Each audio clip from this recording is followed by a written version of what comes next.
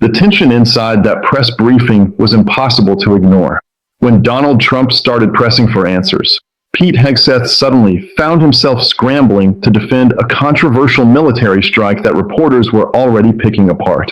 Questions about survivors, a second strike, and what officials actually knew in real time quickly turned the exchange into a heated confrontation.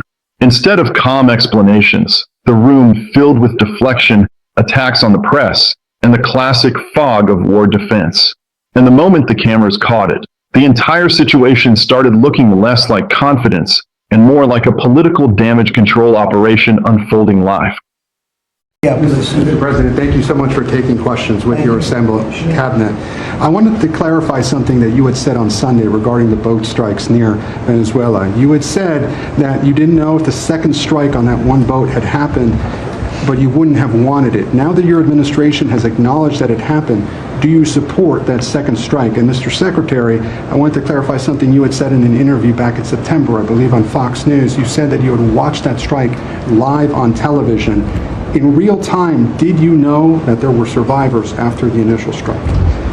Well, look, all I know is this. Every boat that you see get blown up, we save 25,000 on average lives, 25,000 lives.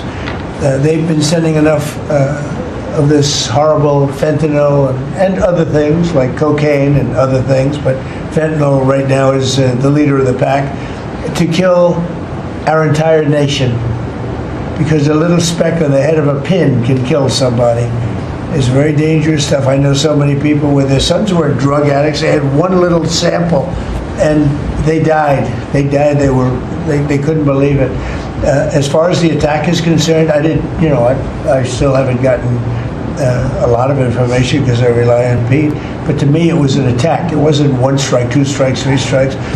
Somebody asked me a question about the second strike. I didn't know about the second strike. I didn't know anything about people. I wasn't involved in it. I knew they took out a boat. But I would say this, they had a strike. I hear the gentleman that was in charge of that is extraordinary. He's an extraordinary person. I'll let Pete speak about him. But Pete was satisfied. Pete didn't know about second attack having to do with two people. I guess Pete would have to speak to it. I can say this, I want those boats taken out. And if we have to, we'll attack on land also, just like we attack on sea. And there's very little coming in by sea. I think we've knocked out over 90% of it.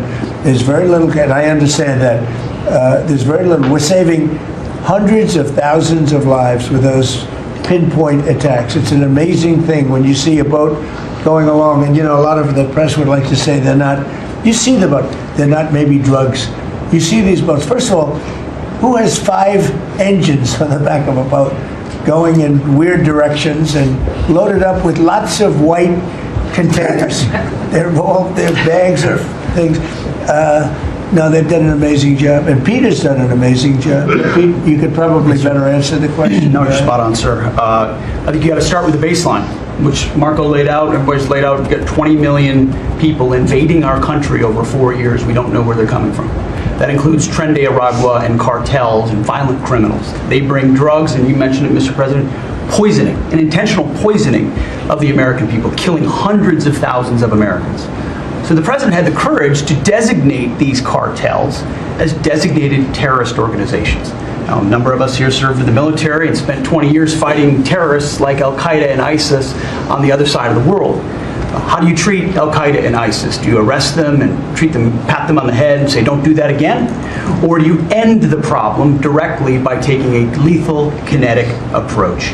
And that's the way President Trump has authorized the War Department to look at these cartels. And I wish everybody could be in the room watching our professionals like Mitch Bradley, Admiral Mitch Bradley, and others at JSOC and SOCOM and other commanders.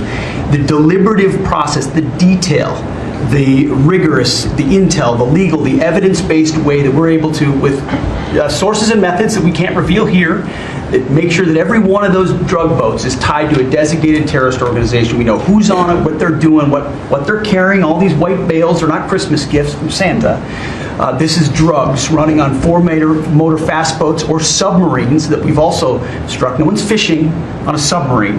And I have empowered them to make that call. Now, the first couple of strikes, as you would, as any leader would want, you want to own that responsibility. So I said, I'm going to be the one to make the call after getting all the information and make sure it's the right strike. That was September 2nd. There's a lot of intelligence that goes into that, building that case and understanding that, a lot of people providing information. I watched that first strike live. As you can imagine, at the Department of War, we got a lot of things to do.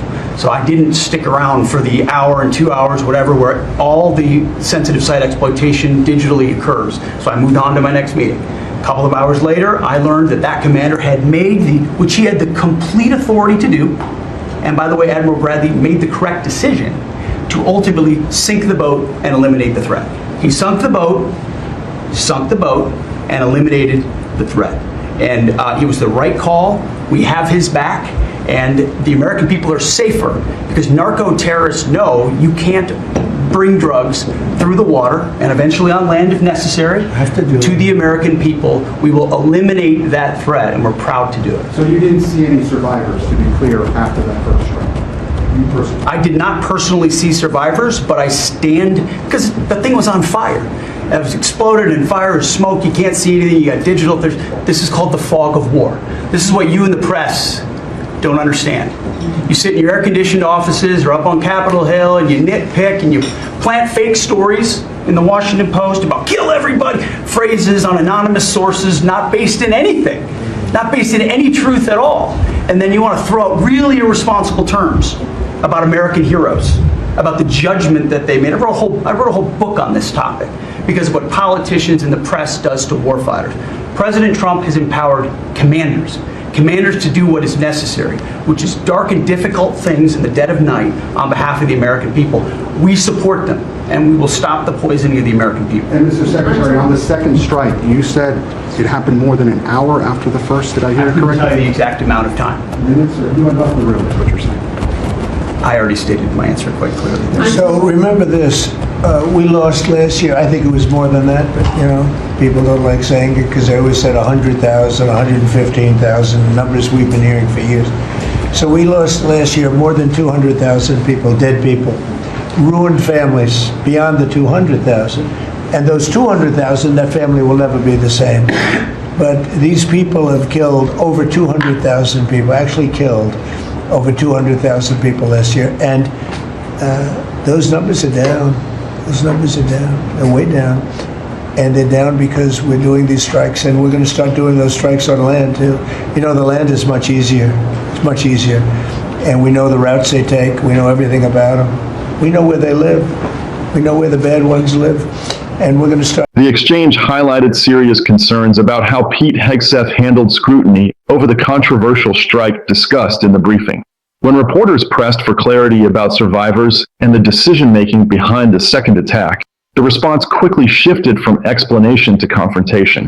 Instead of offering transparent details, Hegseth dismissed the questions and accused journalists of misunderstanding the realities of war. Meanwhile, Donald Trump doubled down on the broader strategy, defending the strikes as necessary. But accountability matters in matters of life and death. When officials respond to legitimate questions with hostility rather than facts, it only deepens public doubt about the decisions being made behind closed doors.